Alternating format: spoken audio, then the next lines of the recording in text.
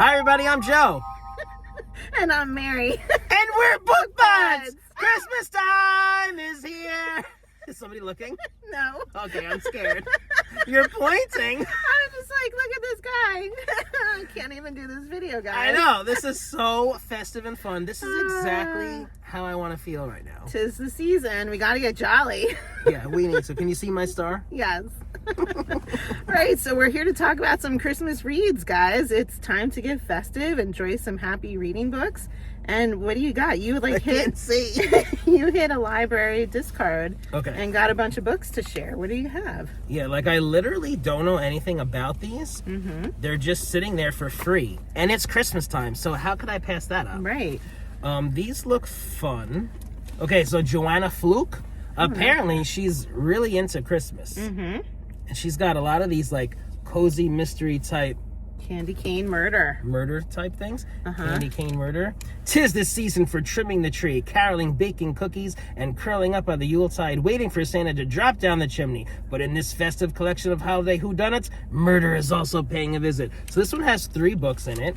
It's Candy Cane Murder, The Dangers of Candy Canes, and Candy Canes of Christmas Past. So you know what? I like that. If you're not like wanting to really commit to a big full-time Christmas book, yeah, you got 3 short little ones. You can pick one. 3 short. And if it That's sucks, then you move on. you didn't spend too much time on That's it. right. Okay, and then we have another one by Joanna Fluke, Sugar Cookie Murder. I mean, the covers in itself is just great. Cute. Right? The holidays are the icing on the cake for bakery owner Hannah Swenson. Surrounded by her loved ones, she has all the ingredients for a perfect Christmas until murder is added to the mix. Fun, right? Okay, and then lastly, I have this other Joanna Fluke book, and it also has a story from, Christmas Sweets, Laura Levine and, I can't see, Leslie Meyer. So in this book, we got the 12 Desserts of Christmas, Nightmare on Elf Street, and The Christmas Thief. So again, you got 3 separate stories in here. Okay, cute. And then this one, I'm not sure about this one, Mary. A Garland of Bones by Carolyn Haynes. Bones. Look at this one. A Garland of Bones. Yeah. Huh. So I'm assuming this is another murder Christmas one. Okay, cute. All right. What do you got? Okay, so mine are ones that I've read already because... Pro tip, guys, I think you need to start reading Christmas books like as early as possible. Pro tip. Because the past couple years I've been reading Christmas books in November, and it just puts me in a like anticipatory, excited mood. So I know I'm telling you this a little bit late at this point, but for next year, like consider doing this in November for real. It just makes you happy. Okay, so I was reading the pumpkin spice whatever book that you told me about, and it goes on. You look so ridiculous. It goes on to other books in the series, and that's what started me into the Christmas books, because book 3 is The Christmas Tree Farm. It's from the Dream Harbor series by Laurie Gilmore. So that was my very first Christmas book of the season. So this one, there's a girl named Kira, and she's like super grumpy, and she just spontaneously bought a Christmas tree farm and like moved away to this small town, and she's just gonna run this Christmas tree farm, and she doesn't want anybody's help, and like things are all broken and bad, and she has no heat, and she does not want help from the really nice guy that keeps coming around, Bennett, who wants to help her out.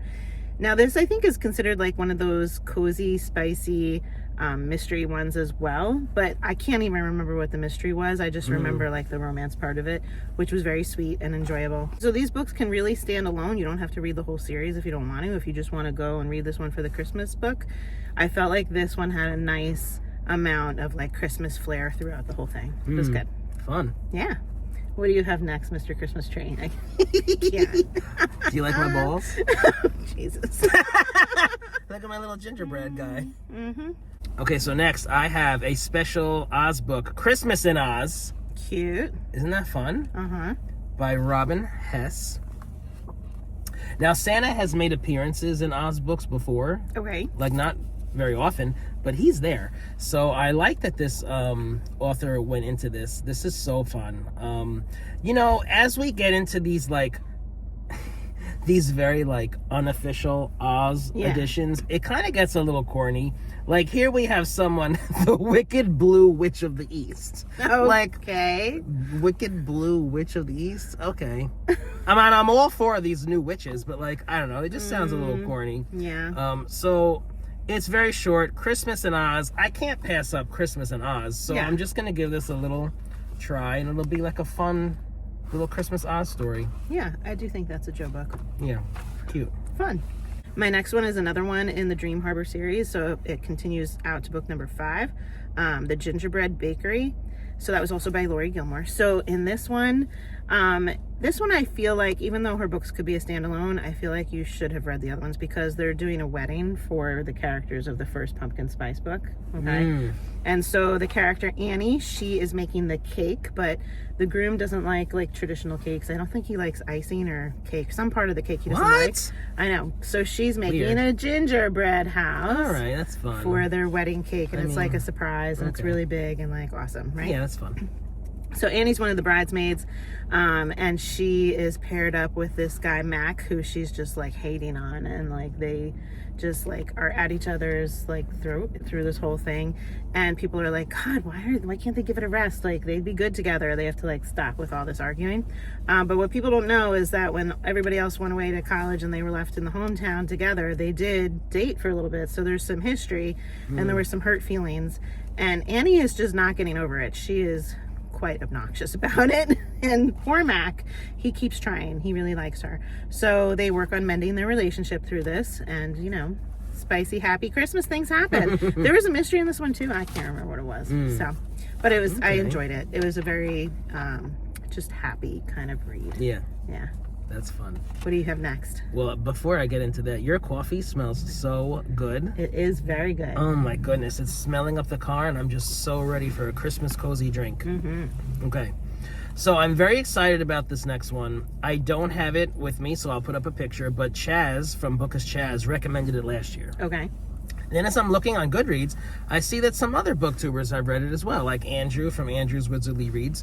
So I'm excited to get into this. This is Death of a Christmas Tree Salesman by Patricia Meredith. Okay, so these are cozy Christmas mysteries. They're super festive, I'm hearing. I love how they do a play on like the old play by Arthur Miller, Death of a Salesman, right? So that's kind of fun. So this is a Sam Shovel mystery, and Sam Shovel is a snowman that comes to life 12 days out of the Christmas season. Cute. Yeah. So just in time to like solve a Christmas mystery. Okay. Right. So for this first one, because there are two that I'm going to talk about, O Tannenbaum, the owner of the Christmas tree farm, is murdered. Oh. So that's the mystery that needs to be solved, and there are many Christmas-themed suspects in the mix for this. Fun. I really like a Christmas book that is just packed with all those Christmas things, because like when you're reading that, that's what you want to get in the spirit, you know? Yeah. You don't want just a little flavor of it. I really want it to be packed in there. So that sounds fun. Like in like the description for the book, it said that there are so many Christmas references that could choke a reindeer. Nice. Like something like that. So yeah, I'm looking forward to this one. Okay, cool. Okay, so my next one that I read was The Nightmare Before Christmas. And this is the first in the Royals and Romance duology by Sarah Rausch. Is that how you would say that? Mm-hmm. Okay, so this one was very Christmassy. It is the Prince of Christmas, so Santa's son, okay? Ooh, fun. And he's being forced to marry one of his friends who he's not interested in marrying, and she's the Princess of Easter. This is so funny. He is not like... Santa doesn't really think very highly of him. His name is Nicholas, but he goes by Cole, like coal in your stocking. So he's like considered like the bad boy. He's frowned upon. But he's next in line to be Santa, even though he has a brother, Chris. Okay. So poor Cole has to marry his friend, and they're totally not into each other. And it's like, because there's things happening within the holiday community that they need to have alliances and whatever else, okay? And so then there's like, I don't remember how it happens, but Halloween comes into play, and they're competing for the marriage of Easter, okay? So Halloween is being hosted in the Christmas area, the town. And when the Prince of Halloween shows up, the Prince of Christmas is like, oh my God, that's that guy that I saw once, and like I'm totally into him, and like he wants him now, like, but they're both supposed to be wanting to marry the Princess of Easter. Okay, interesting. It is so cute. It's like a Christmas fantasy. So cute, super spicy. Really? Yeah. Yeah, it was a fun read. I enjoyed it. It was just filled with lots of festive things. I read it during the time, like right after Halloween, but like it's okay if you're reading it for Christmas. You're not going to feel like super Halloween content or anything like that because it takes place in the Christmas town. But big negative, Santa is not a likable character. Oh, really? So that's kind of a downer. So if you're like getting excited about the season and then you're reading about what a jerk Santa is, he's really just not a good that's not guy. Good. Yeah, so be forewarned on that one. That was definitely not cool. Yeah, why would they do that? I don't know. That's bizarre. Yeah. I mean, it has a reason and it all plays out in the book, but yeah. All right, what's your next one? All right, I got one more. This is also a Patricia Meredith book, and this is like the sequel to the one that we just discussed. It's a Sam Shovel novel, so Sam comes to life this time. This is called Murder on the North Pole Express. So again, this is a play on Agatha Christie's Murder on the Orient Express. I kind of like how she's doing that. So that's kind of fun and cute. So this one is Sam Shovel comes to life, and he hops aboard the North Pole Express train. And there's like a shady conductor that nobody's ever seen before. And Sam Shovel winds up like melting a little bit, and his memories start to like fade. So like there's that.